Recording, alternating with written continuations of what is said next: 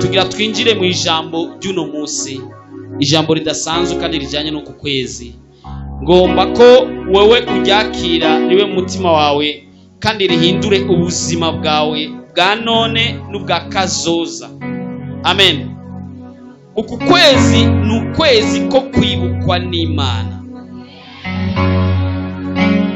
Arabatavyumvise. Uku kwezi ni ukwezi ko kwibukwa n'Imana. Mumbwire ati kwibukwa n'Imana. Subira kandi mumbwire ati kwibukwa n'Imana. Turasoma Itanguriro 22 kuri 16.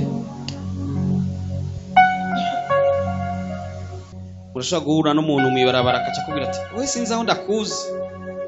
Acumubwira ati je ndi mwene naka. Ati okay. Hahandi muntu uzenya ati bikaca biherera ngaho. Ati ndakwibutse kwere. Bikagarukira ngaho. Arundi agutelefona ati ati maze iminsi nagutelefona ati sinzi ngenda kwibutse nari maze iminsi. Ukarindira ikibukabura. Harundi akwibuka akakugemurira kumbure utujumu cyangwa akanyama cyangwa uturaya cyangwa agafana, ugakanywa bigahera. Ariko wibutswe n'Imana ndugu yangu ntibihera, kandi uzokwamura umugisha n'abandi bazokujya kumugisha kuko uzoba wibutswe n'Imana. Nukwezi ko kwibukwa n'Imana. Igitabo cy'Itanguriro 22 ku murongo wa 16 kugeza ku 18. Turasoma mu izina rya Yesu. Ati ndirahiye nikuhoraho agize, kuko zivyo ntunyime umwana wawe kandi ari kinege, eka mbere no kuguha umugisha zowuguha, kandi no kugugwiza zokugwiza. Zogwiza uruvyaro rwawe rungane n'inyenyeri zo kwijuru canke n'umusenyi wo mwisesero ry'ikiyaga, kandi ruzokwegukira amarembo y'abansi barwo. Imana ihabwe icyubahiro. Uyu yari Aburahamu yahawe ayo masezerano. Aburahamu yari umuntu yagendanye n'Imana, imyaka irarenga iraba myinshi, mugabo ntiyigeze aronka akana. Umwaka aragera ku myaka 70, Imana ntiyamuha umwana. 70 ningahe? Ageze ku myaka 99. Imana ikora ikintu kidasanzwe. Umunsi umwe abamarayika bariko barirenganira, Aburahamu abona ati bajya abantu n'abantu badasanzwe.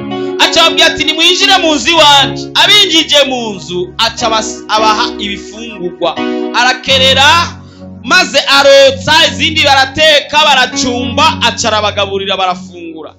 Bajeje gufungura, buri muvugisho avugishwa ariko ajeje gufungura. Bajeje gufungura, haleluya haleluya, baca baravugisha. Kandi yabirengagiza ntiyari kuronka umugisha, kandi ntibari kumuvugishwa. Baca bamubwira bati umwaka uzogera, uyu mwaka ugeze ufise umwana. Yamaze kubagirira akanyama akagira n'umutsima, baca baravugisha ati umwaka uzogera, uyu mwaka ugeze ufise umwana. Sarahari aca aratwenga kuko dawe ntu icyo gihe yari afise imyaka 89. Ariyumvira umugore, si n'umugore umutamakazi w'imyaka 89 kweri, menopause zibiri. Arabyara yiyita ngo nakaheze azokonsa na yama. Ari baciye bavuga ngo amashesheti kweri yose. Sara gatwengo karamwica, maze abamarayika bambwira ati Sara uratwenze. Ati oya, ati nsiguceka miye natwenze. Oya sinatwenze. Kuko Imana irabikora. Haheze umwaka, nukuvuga Sara afise imyaka 90, Aburahamu afise imyaka 100. Imana imuha umwana wa mbere ari nawe w'ikinege yitwa Isaka. ikimuha umwana yitwa Isaka. Umunsi Sara avyaye yaciye avuga ijambo ngo abazovyumva bazotwenga. Ngo Sara w'imyaka 90 aravyaye. Bwana sife sana. Aburahamu araryoherwa n'uwo mwana. Mugabo mumenye ko imbere yaho Sara yabonye ko bashaje, aca aramubesha Aburahamu amubwira ati vraiment turashaje kandi tugiye gupfa. Yasezerano Imana yadusezeraniye nirikibaye, enda ufate Hagari incoreke yawe umuvyare ku mwana. Aca muvyara ku mwana. Mugabo Isaka amaze kuvuka, ujya mwana yavutse kuri Hagari ntaba gifise kandi bwa bushobozi canke wa mwana waye Samuragwa abaye Isaka. Sara bica biramubabaza. Umunsi umwe Hagari ariko atwenga n'uwo mwana wiwe, acabwira Aburahamu ati mwirukane murabona erega umwana wanje niwe azotorana. Kandi koko Imana yari yasezeranye ko uzotorana ari Isaka, umwana avutse kuri Sara na Aburahamu. Isaka nako Aburahamu acabikora nk'uko sheri wiwe abimubwiye. Nubwo yarashaje yarakira umusheri. Sheri avuze acari mwirukana Hagari. Amwirukanye wa muda acamutekerera impamba y'injya, acamuha n'amazi. Wa mudamu ageze mu nzira wa wundi w'icoreke, umwana ararira amusozi menshi. Amusozi y'umwana Imana irayumva. Amazi yamaze gukama yaheze, Imana ituma umumarayika imubwira ati ntacyo nawe nzokugira ihanga. Ati nazoba ihanga mugabo si umwana w'isezerano. Umwana w'isezerano ni Isaka.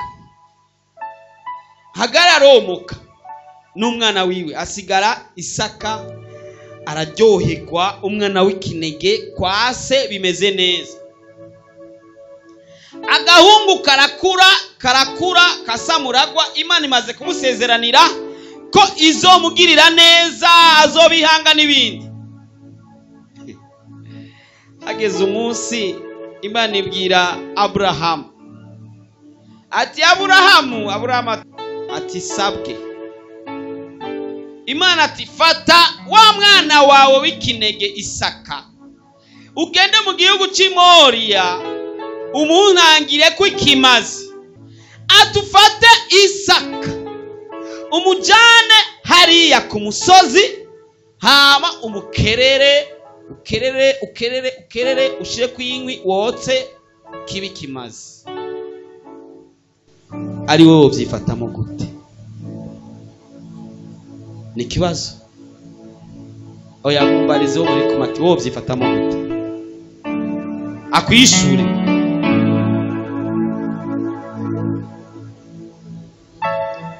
Nakwishure wowe ubyifatamo gute?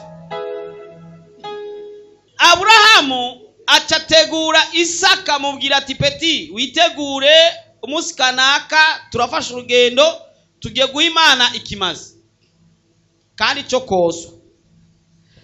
Acayitana n'abahungu babiri mu bakozi biwe, kuko Aburahamu buri yari umuntu akomeye, yarafise abanyarugo benshi.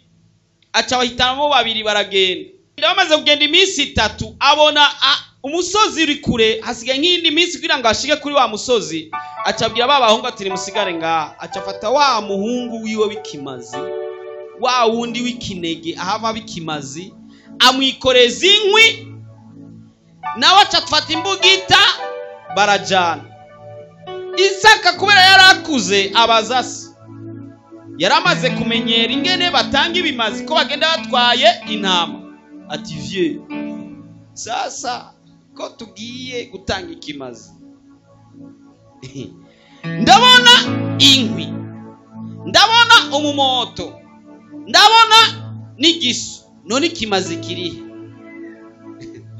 Nauzi Aburahamu wende yaciye arira ati baba unanipa afu unaninyanganya kweli, Imana mfata gahungu kanje kamwe mfise ndagakirira nyine,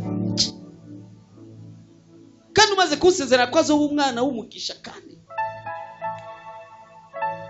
baragenda, se aca mubwira ngo Imana iri bwironkera ikimazi. mugabo Aburahamu yabivuga kugira ngo baramukalma kugira ngo abanze bamuhendahende bashike. Bagezeho gatonya bahageze, se atangura kubaka igicaniro, ashiraho inkwi, akanya gato amukubise chimba chini anafunga kamba. Aramuboha sasa peti hivi vitu gani? None mutama ni ibi none wambwiye ngo none ibi nituzanyemo nimba ariko sanagize nturimbwira akoza kunyicira ngaha.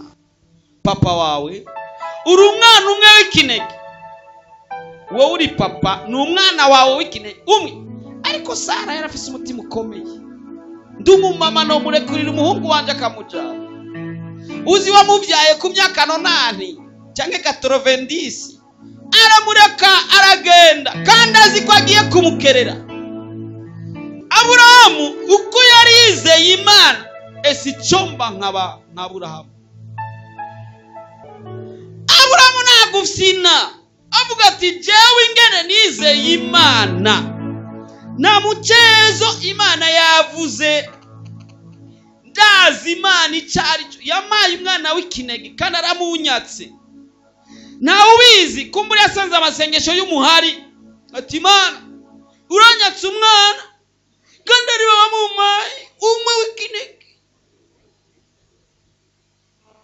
Afata imbugita ateruye ngo akubitemo umumarayika ati buretse raba inyuma yawe. Arazi inyuma asanga umwagazi w'intama. Haleluya, haleluya. Wa mwagazi w'intama yaraje gucungura Isaka. Atafata wa mwagazi w'intama ati akirya ntama kura ko Isaka yitahire. Ka Isaka ho karati. Haleluya. Na uzi nambo Isaka yatambye. Uzi ko umuntu ashobora gutamba ata muziki birashika. Ikiragi kimwe cy'intumva niwe yigeze kuja kuri fete. Agiye kuri fete acagomba kugira ngo nibamenye ko atumva. Maze uwo mwanya bazana radio baracomeka barafyonda maze basanga kumba umuriro ntawo. Mugabo yantumva kugira ngo nibibaze ko atumva, ati reka mbi wa mbere gutamba kugira ngo nibiyumvire ko numva. Arakatika mwambaya sana. Bica bituma bamenya ko atumva kuko none umuntu atamba gutata muziki. Ndibaza ko na Isaka yatambye ata muziki. Tuvugana ukuri iyaba wewe wotamba gute? Uvuye hano ngaho uratamba. Ko Imana irungika umwagazi w'intama ari we Yesu Kristo ngo agucungure wewe. Arakubitwa mu gishingo cyawe, amererwa nabi mu gishingo cyawe. Ibyo yabaye byose yabibaye ku gishingo cyawe. Ahantu wowe ari kugwa niwe yahaguye, ahantu wowe ari gupfa niwe yahapfuye, ahantu wowe ari gukubitwa niwe yakubiswe. Imana iriyumvira mu byiyumviro byayo.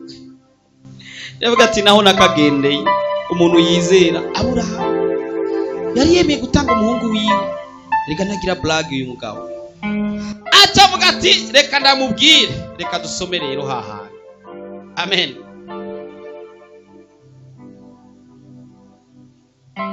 Ni Itanguriro 22:16 kugeza kuri 18.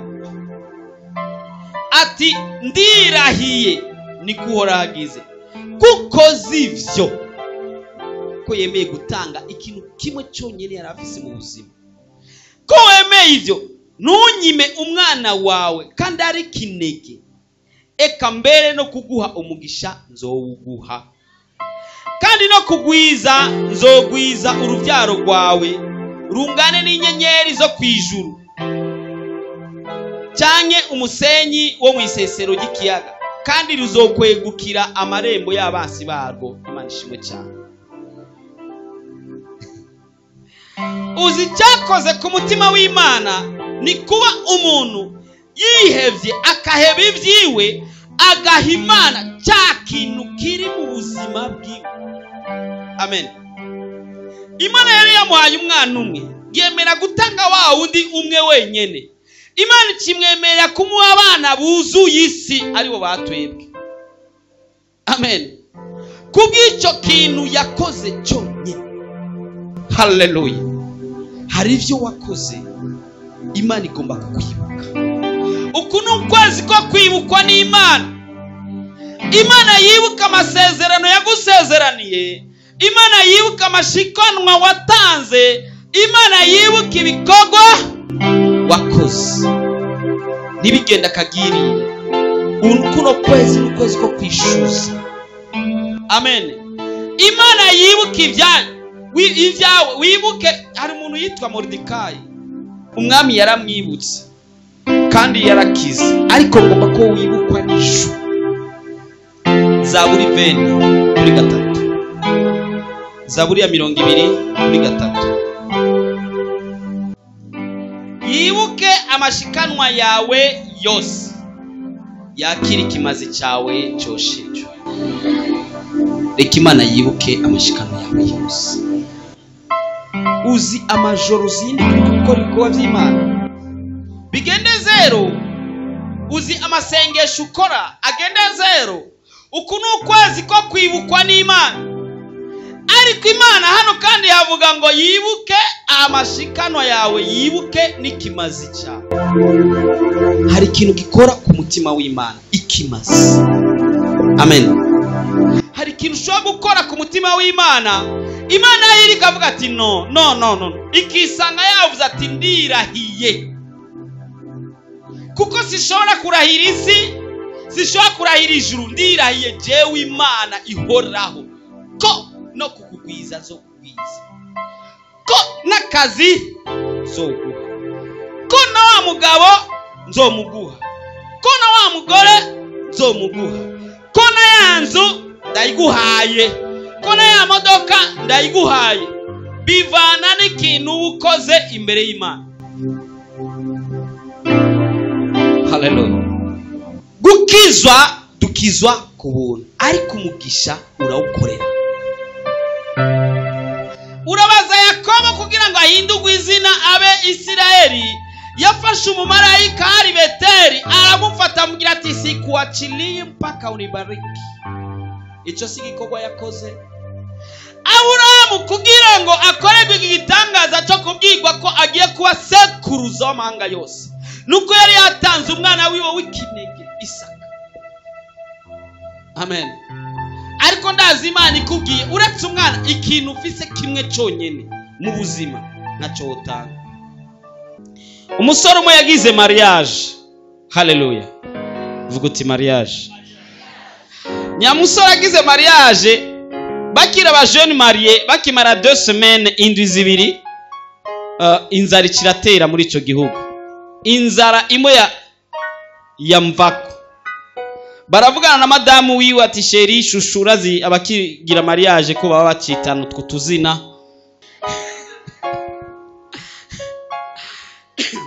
Acha mubwira ati tubigenze gute? Barabiyaga bacavuga ati rero dutume tugenda, utumuja umugore acabwira umugabo ati utumuja kurondera aho ucingero, urondera ahantu atamapfa ariyo, urondera ingene uzokora utuzanire natwe. Umugabo aragenda mara iminsi myinshi, amezi menshi mu nzira, ashikira ahantu kuri hatagira inzara ku mupatron nyene yifise. Nyamupatron amubajije aramubwira ibimuzanye. Wa mupatron acavuga ati mujeni Maria acavuga ati jewe nkeneye ko nokora, maze igihe cyose nzokora umushahara wanje uzowike. Hamani yagera ko naha uzompakururure umushahara wanje wose ngende ndawutwaye kugeza iwacu. Birumvikana ko yarazaniye umuryango. Amen. Arakora umwaka, imyaka 2 kugeza imyaka 20. Wa muryango nturapfa. Mugaye Imana ishima umuryango ntiwavuye upfa. Ndakubwira ivyahabaye. Wa mupapa, wa nyene urupango canke patron, acara mugira ati bo, wa mugabo aramugira ati rero ubu 20 ans iraheze, imyaka 20 iraheze, ingira ntahe nyegeraniriza ivyanje byose ngende iwacu. Wa mupapa acara mubwira ati ndaguha ikibazo kirimo ibibazo bibiri. Ejo nzoguhemba uvuga ko ugomba kugenda ejo, nzoguhemba ugende, ariko ndagusavye wiyumvire neza, mbega ndaguhembe ivyo wakoreye canke ndaguha impanuro zizogufasha mu buzima? Swali, je naje guca kanoti, umuryango nasize umerewe nabi, imyaka 20 iraheze, impanuro zizofasha mu buzima, impanuro nzozijyaza. Arambwira ati ntunyishure, ryama usinzire, byo mu gatondo uzombwira ico wipfuza muri ivyo bibiri, hama ndagutekerere ico ugomba aba ari cyo uzojana. Wari kumwishura ngo iki? Umushahara? Wa mugabo aravyiyumvira ati impanuro n'umushahara, icanzanye n'umushahara, mugabo impanuro nazo ziraca kumfasha gushika kuri vyinshi. None umushahara mugabo nawo umuryango urandindira imyaka 20, mugabo ararondera ico yofata arabura, mugabo arafata reka mpitishemo homba kari ndege irashe. Ati jewe mu gatondo, ati jewe shaka impanuro. Ati kwari wavyiyumviriye neza? Ati wavyiyumviriye neza sawa. Ati reka ndaguhanure.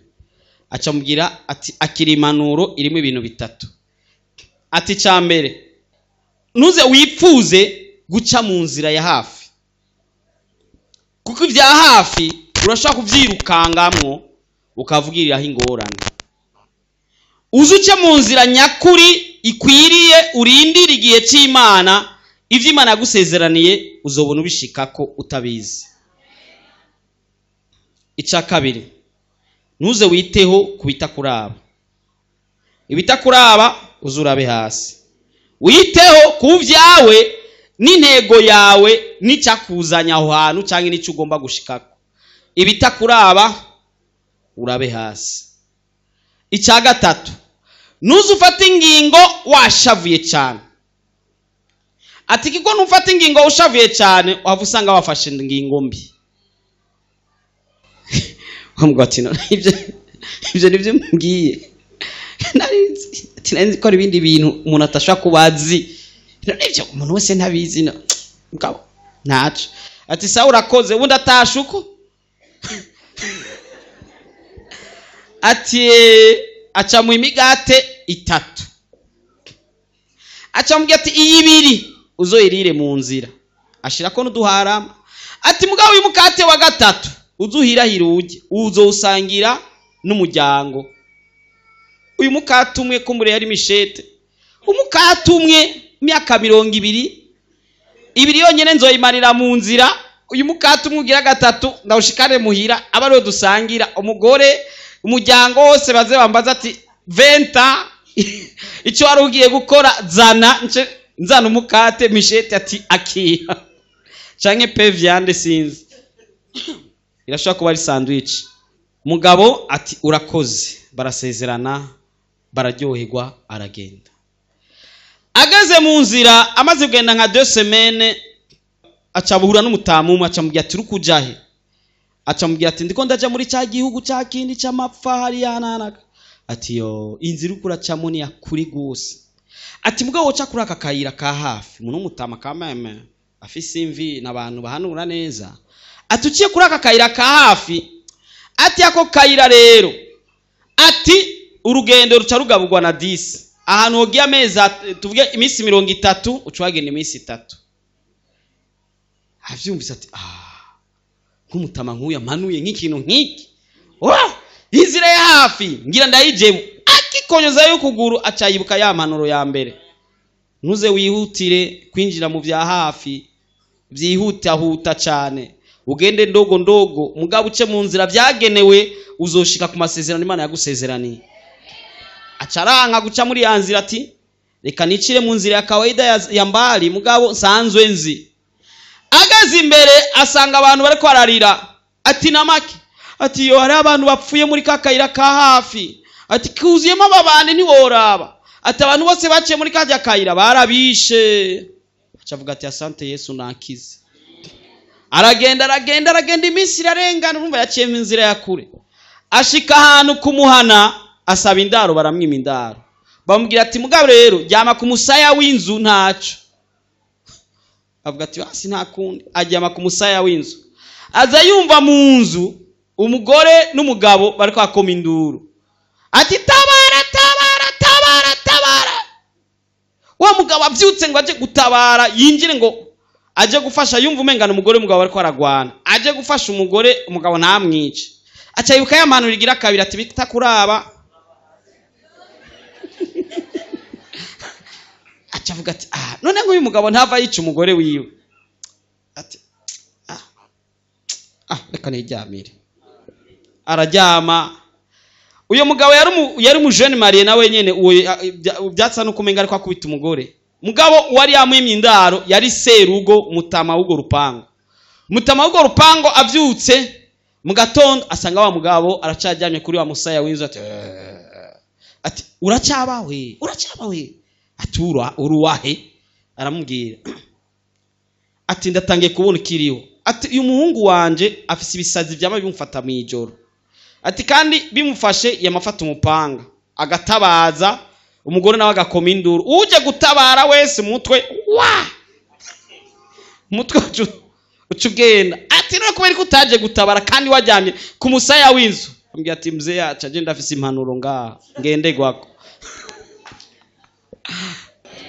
Aracasigaye cyanyuma, aragenda agira shike nyene kumuhana, arahabona nkariya bugorovye nka saa 11. Ashitse imikati ibiri yaheze asiganye wa mukatumwe.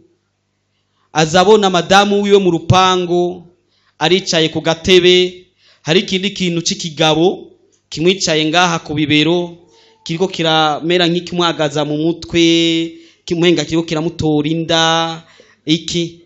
Ubwo rero nibagiye kubabwira ibyo basezeranye ubwizigirwa, ati kugiye ari uzoba umwizigirwa, naje ngume ndumwizigirwa. Wa mugabo avuga ati imyaka 20 ndi mu gahinga ngiye kumurodera ubuzima, none rabi byo ariko aragira. Arumva nyine kwa shavuye, afata urubuye ati nje ntura ko ubwo nyine. Uravyumva nawe ntivyo kunezera nawe 20.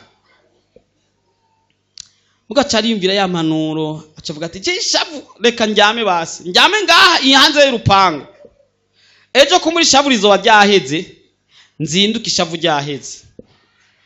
Mu gatondo acaragenda ishavu ryaheze, arashika mu rupango, umugore amwakira, wa mugabo ati ariruka ya sheri toka kure, murabona ibintu wakoze ejo kana bibonye kiya kiyawo cyari kikwicaye kubibera. Umugore agatwinga ati uya bara gutwenga cyane. Umugore aterega ni wa muhungu wawe, nuzi ko twari tumaze 2 semaines tugize mariage, egaje nasigaranye imbanyi, umuhungu amaze kugira imyaka 20. Wari kuva wica umuhungu wawe n'umugore wawe. Ngingu cyarakuze, nta wundi mfise, niwe tuyitwengera, niwe tuyiryohererwa, nta mugabo nta kindi, urumva niwe twibanira, nta wundi. Era abanda muhamagara we nakego, uyu niwe papa wawe. Aravye gisore bareha. Wa mugore aramubaza ati imyaka 20 zari byuzanye. Wa mugabo ate ngo mukate, mwati mukate imyaka 20. Ati yaramaye impanuro zaramfashije, nari gupfira mu nzira. Atoya navyo amampanuro nga icyari kikujanye yaramahera. Umugabo ati akirasi dusangire. Umugore ati nta kundi ko ariyo patro yaguhaye dusangire, reka tusangire. Bawumanyaguye gutya basanga mu inzahabu.